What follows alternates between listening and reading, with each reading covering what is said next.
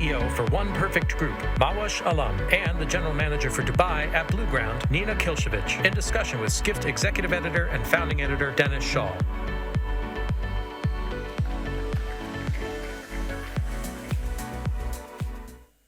Hey everybody, we're getting there, getting down to the end here.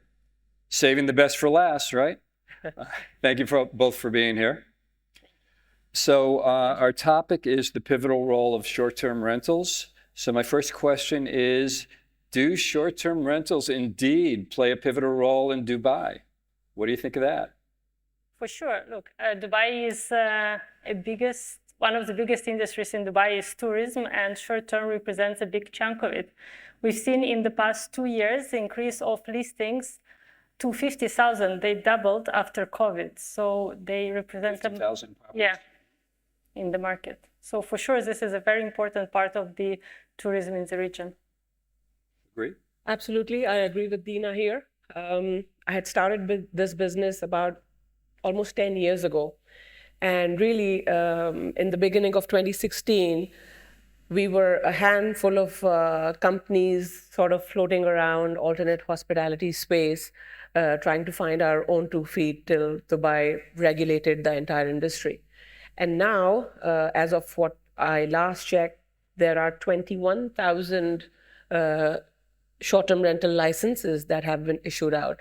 So definitely, we are creating our space, despite the challenges that we shall explore as well. But at the same time, there are definitely opportunities. Does the hotel industry here see you as a threat? I don't think so, to be honest. Dubai is quite distinct in that category, if you say hotels. And I do see this question coming a lot. This year was all about exploring short-term rental within different regions. I was in London last week, and before that I was in Barcelona. We had our own first short-term rental conference that happened in Dubai earlier in November, where this question came up quite often. So the answer is not that, but yes, the splurge of holiday home companies and everybody sort of jumping onto the bandwagon, probably that is sabotaging the industry itself. There's no external threat as per se. What I see in the other regions, there are government restrictions, not here, but primarily in Europe, and what we see in New York, the backlash from the hotel lobby that you get. But here, it's more of the oversupply of short-term rental companies, probably, who are looking at the industry as something which is a bit fancy and it makes sense in the quickest scheme of things, but that's not how exactly I see it, being in the industry for at least 10 years. We'll get to that. Sure. Hotels and holiday homes are probably targeting different audiences. And in the short term, you also see a lot the evolution and expansions of mid-term rentals, right? So we're not talking only about people coming here for a weekend, but someone who wants to stay for a month or maybe 2-3 months, right? Someone who is relocating here, doesn't know a city, wants to find a new place to live, explore the neighborhoods. And these are the people who tend to want to stay with a holiday homes operator rather than a hotel, which can be a little bit pricey in this sense. Mahwussh, we were talking about this topic a few days ago, and you said to me that one thing you've learned is that investors shouldn't believe everything they read on Instagram. What did you mean about that? By that? Yes.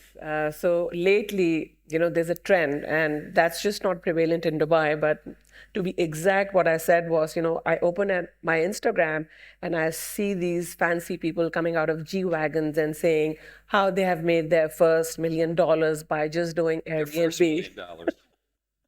First million to multiple $1 million just through Airbnb. And, I've been in this business for the past 10 years, and it's literally quite far from reality.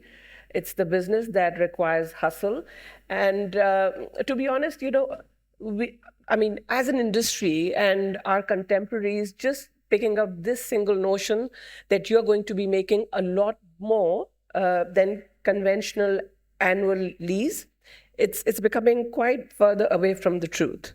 Not every inventory, not every home is cut out for short-term rental, and that has been my experience. So really, it creates some kind of frustration when I see people just creating this policy that it's just it's the business where you can make your millions by just going and subleasing.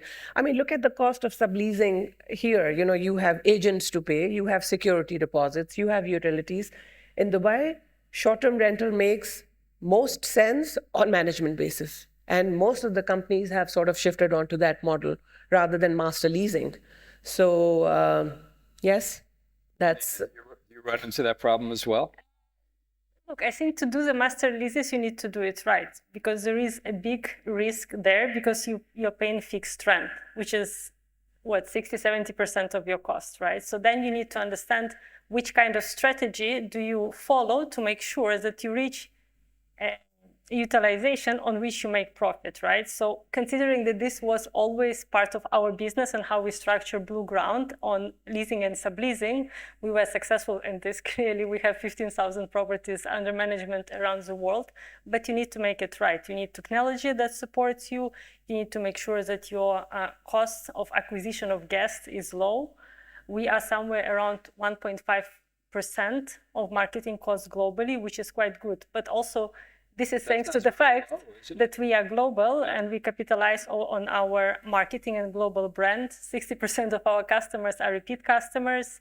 85% of our business comes directly through our website. This is how we are able to maintain the costs low.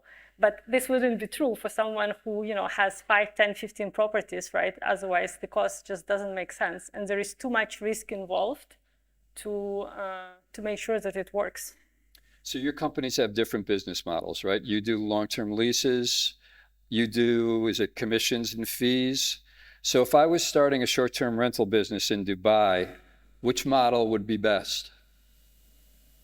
It depends what your vision is, right? It depends what you also want to do. Do you have capital or not, right? Because to do master leases, you need to have capital already at the start.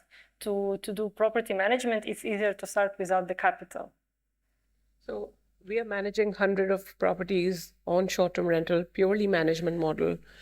I'll just purely state facts. Dubai has been at an all-time annual rental high for the past 2 years.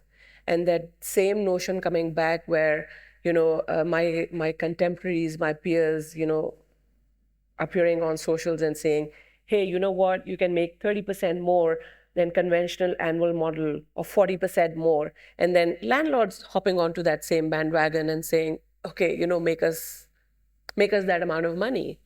And the whole cycle just continues, which is based on nothing but claims. So that's where, it just gets broken down. So naturally, when your annual rentals are at an all-time high, I would say management model makes a lot more sense. It may be prevalent for other markets in Middle East. Like I'm a big fan of Riyadh. If you want to do master lease in that region, it will definitely make sense because there's a dearth of supply, and you cannot scale these many hotels in such a record amount of time. But if we speak about Dubai specifically, 90% of the asset is owned by second home owners. They are living all around the world and using their second home that they've bought in Dubai for a few weeks. So who's really taking care of the property while they're not here, which is most of the year? That's when you present yourself as a responsible short-term rental company, which says, you know what, I can take care of your home. We'll invite best of the best guests, and it's going to make you money. So you see, you're doing the same business, but it just cannot be based on that same old notion that make 50% more than your conventional annual rental, because unfortunately, it's absolutely untrue. So how do you deal with people with those expectations? I don't deal with them. No, you have to align the expectations, right? Yeah. You have to align the expectations. And like I said, there are so many different, there's so many different sort of, profiles of landlords. Dubai is based on real estate. We thrive on real estate. There are so many amazing real estate projects being launched every single day. You think 100% of the inventory gets sold? I don't think so. That's natural for any business ecosystem to flourish. So what do? You go to the second tier developer, which has not been able to sell, say, 50% of the stock. There's some quirky units which are not really working on a typical model. So that's where you present yourself, you present your services, and probably take up the whole stock. Because we have different verticals, we are doing real estate also. Because, short-term rental business brings all the fancy and all the frills, but does it bring the money? Unfortunately, not as much as the real estate does. So there's real estate. There's one perfect real estate that comes into play and say, okay, meanwhile, while I sell your inventory, I can also monetize it for you on short-term rental, which is as good as vacant on transfer. I think this is a great strategy, right? So I think when you have a lot of competition coming into the market that is in the growth and in the frenzy, the way that you make money and the way you stay relevant is you create new verticals and you see how you can grow. So I agree, growing one by one right now in Dubai is almost impossible. You have unrealistic expectations from the landlords of making me 30 money more than fixed rent. Fixed rent is super high, so you look, how do I grow? You go to the developers. We are, for example, looking right now on working also with the developers and onboarding entire buildings, right? Where it's a very different relationship with a corporate structured landlord who has certain type of expectations versus someone who maybe has just one property and has invested half of their savings into buying it. Are both of your businesses in Saudi Arabia? And if so, what are the challenges and opportunities there? Yeah. We have recently launched, we announced it over the summer, and we started to develop Blueground in Riyadh. We are started, I think we now have around 5 units there. I think the main challenge in Riyadh is coming up with the right stock of the apartments, because the demand is for sure there. There is a willingness to grow and also support from the government to develop the industry. But what is the supply? And also, of course, the regulation of the industry, which is very nascent at the moment, somewhere where Dubai has been in 2015-16, right, and have already evolved this framework. Like I said, I'm quite bullish on Saudi Arabia. The market is primarily driven on demand. But at the same time, the process of acquiring the licensing and getting to start the business is not as fast as it is in Dubai. Dubai, you can acquire a license in a matter of hours, which is absolutely not the case in Riyadh. So yes, if there are any investors who want to get onto the short-term rental model, I'm here to talk to you. So you have to be very patient in Riyadh. You have to be. I mean, the demand is legit. Like I was saying, we have all sorts of travelers going to Riyadh and making a base there for a few months. For how long can you stay in a 200 square feet room of a hotel, for that matter? You would need a space which is at least an apartment. You can sometimes, cook your own food. And, especially because I'm going so back and forth, I see these consultants boarding the planes and, staying there for a few weeks or months. In that case, you cannot just focus on the hotel variant, right? You have to have other accommodation variants which are going to make sense. Probably master lease, which still makes sense from the Blueground's point of view, and of course management model, because most of the asset along KAFT road is institutionally owned, and that's where it makes most sense. Don't forget, if you have questions, feel free to put them in the app and we can ask them. I think you both mentioned competition in Dubai. Are there a lot of new entrants coming into the marketplace, and is it a race to the bottom in terms of discounting and that kind of thing? Yeah, a little bit, yes. I think, of course, with such a high increase of the numbers of the listings, we also seen a lot of new entries. Everyone is doing holiday homes. I even recently contacted a legal firm for some services and said, oh yeah, don't worry, we can manage your business. We also have our own holiday homes. And it's like, why? Why does a legal firm needs to have a holiday home? This is how crazy this growth of the industry has been over the past 2 years. So for sure, there is some race to the bottom. Actually, there are more and more landlords who are asking for free management because clearly someone is interested in that or offering them that, like free management for 3 months, 6 months. We don't do that. We are confident in the quality that we offer. We are confident in the service that we offer, and we would not be someone who is interested in providing our services for free to the landlords, and we don't entertain this kind of discussions at the moment. Absolutely, that's the case. That's another ad you see on Instagram that, 3 months free, no management fee. I don't know how the maths scale up really. But yes, again, the economy of the city is such that it's a supply-driven economy. It's a futuristic city where there's been supply created for the future demand that will be accommodated. But at the same time, my issue with an oversupply of holiday home operators is that most of these people are coming from the real estate background. You have to understand it's sort of a transactional business where you sign a deal and you go your separate ways. If you want to do short-term rentals, vacation rentals, there's another term, the fancy term, alternate hospitality. It's called alternate hospitality for a reason. You have to approach it from the hospitality point of view. And coincidentally, to be honest, I got into the field from that angle where I started off just purely as a holiday home company. So, it sort of came naturally to me, and the whole spin to the business was taken from the hospitality point of view, where it was all about getting the right guest, writing handwritten notes. When I was managing under 50 units, it was more about that, But as you scale, things sort of shift to the other side. Again, you have to keep the quality in check. But if you're going to think that this is more of a transactional business, it absolutely is not. This business is based on relationship with the landlords and the guest, because the average guest stays with you for a week or more. A lot of things go wrong during their stay, and the landlords, you are bringing them on the promise that it's a long-term relationship. Even if they're second home owners, they're living somewhere else, something goes wrong, you are there representing them. So you cannot really deal with it as a transactional sort of a relationship, because that's what it's not. So even if you want to enter into the business, and like you said, the amount of supply that comes, half of it also diminishes by the end of the year, or probably in lesser time than that.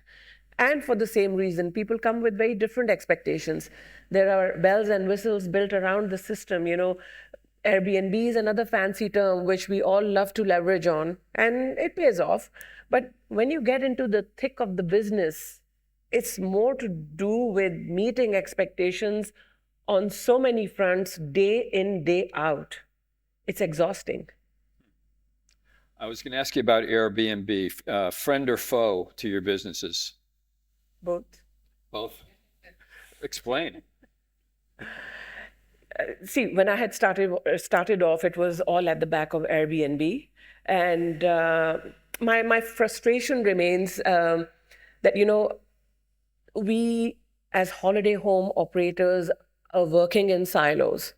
We are not talking to each other. And that's the reason why I traveled to a lot of different regions this year to understand, okay, what are their challenges? There are some which remain the same. And but the best thing about Dubai is that government is on your side. The regulations are in place. Your guests get vetted. There are unit permits which are issued within a matter of hours. So that's all taken care of. But the overhead cost that the system sort of builds around it is exuberating. If we talk about Airbnb, it's the same. When I started off, it was 3 to 4%.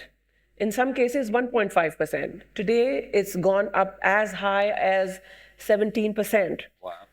So, where are we going with all this? And then, of course, 1 to 5% of the guests are not your regular guests who are too easy to manage. Everybody on Airbnb these days looks for a refund.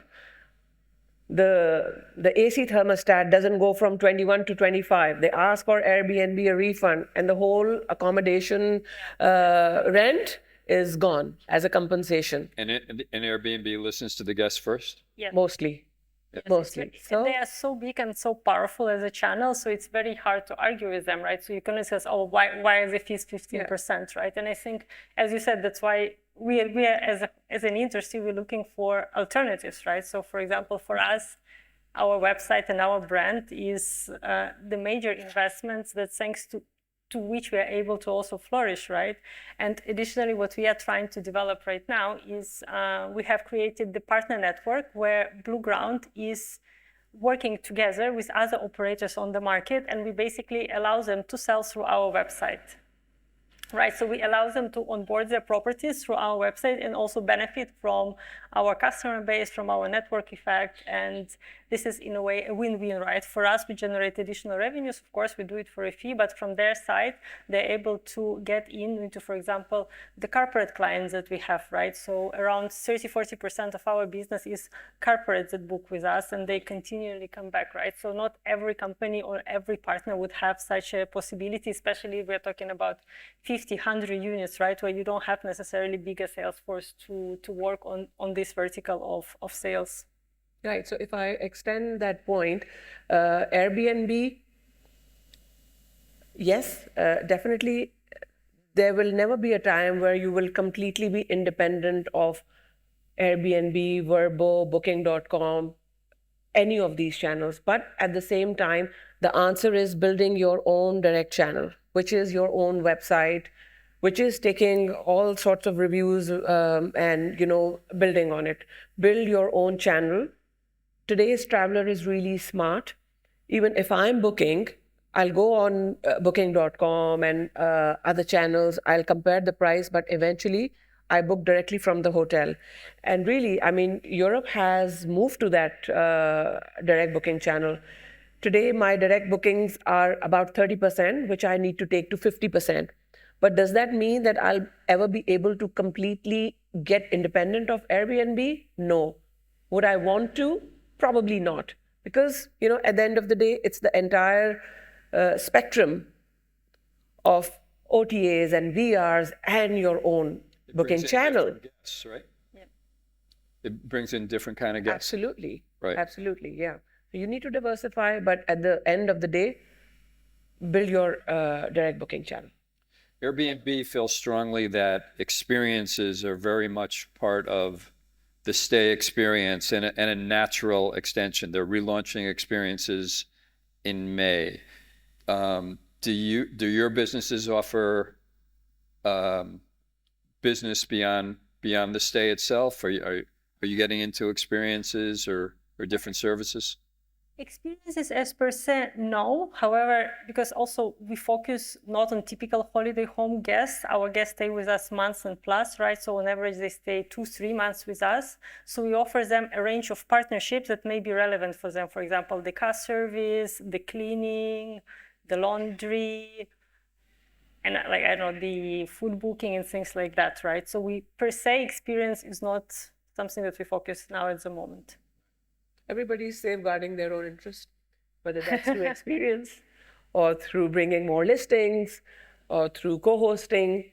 So we do the same through partnerships, of course, something which is not my forte. I'd not really get into the thick of it, but through partnerships, we are open to it, but not directly. No, right. That's not what we do. Great. Thank you both very much. Thank you so much. It was a pleasure.